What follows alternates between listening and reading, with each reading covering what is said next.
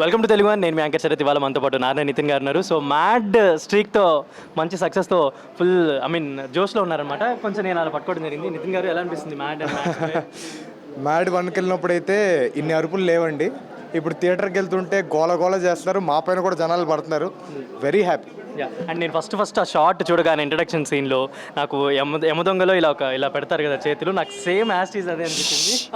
ఎవరు వినలేదు, ఈయన చెప్పలేదు, వెళ్ళి చూడండి థియేటర్లో.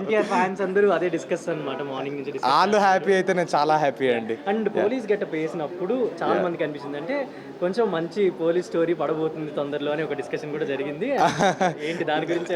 లేదండి, ఇంకా కథలు వింటున్నాను.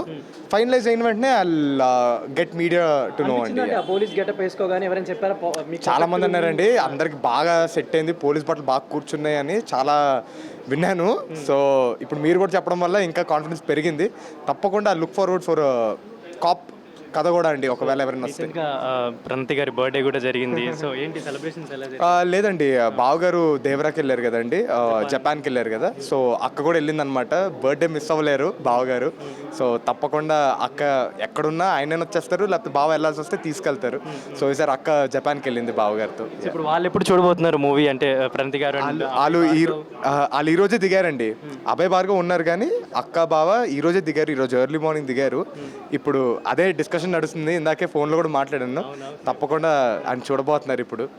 Very excited for him to watch. ఇప్పుడు అంతకు ముందుకి ఇప్పటికి డిస్కషన్స్ ఇంకా పెరిగాయా, లేదంటే మూవీస్ పరంగా ఎలాంటి? చాలా పెరిగాయండి. అంటే బాధ్యత పెరిగింది, దాంతోపాటు నేను ఒక ట్రాక్లో పడ్డాను. సో ఒక ట్రాక్లో పడ్డాను, ఒక పేస్ పెరిగింది. సో ఈరోజు కూడా బావగారు చెప్పడం జరిగిందనమాట, మంచిగా రెస్పాన్స్ వచ్చింది. ఇంకా ముందు కూడా మనం చాలా జాగ్రత్తగా స్టెప్స్ తీసుకోవాలని. సో ఆయన నా వెనకాల అలా ఉంటే ఇంకా చాలండి, ఇంకేం అవసరం లేదు. సో అంటే స్క్రిప్ట్స్ పరంగా, కథల పరంగా అంటే ఇప్పుడు శ్రీ రాజావారు వస్తుంది నెక్స్ట్, ఇంకా ఫర్దర్గా ఎలాంటి సినిమాలు రాబోతున్నాయి?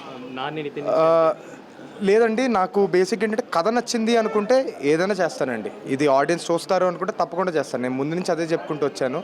అంటే నా నుంచి జనాలు ఎక్స్పెక్ట్ కూడా చేశారు ఏదో పెద్దగా వస్తాడేమోనని. I didn't make that mark. డైరెక్ట్గా రావడమే చిన్న చిన్న బుల్లి అడుగులు వేసుకుంటూ మొదలయ్యాను. సో ఈరోజు ఆ బుల్లి అడుగులే ఒక పెద్ద అడుగైంది.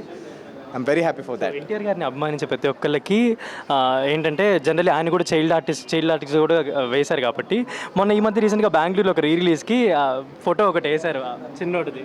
అవును, చూడగానే ఎలా అనిపించింది sir? Very excited sir, very excited. బుడ్డోడిని అలా చూసి అందరూ అలా ఎగురుతున్నారు అని వెరీ హ్యాపీ. అసలు ఫ్యాన్స్ ఉన్నారు కాబట్టే సార్ మేమైనా బావగారైనా ఎవరైనా సరే వాళ్ళకి ఎప్పటికీ రుణపడిపోయి ఉంటాం సార్ మేము. Thank you so much.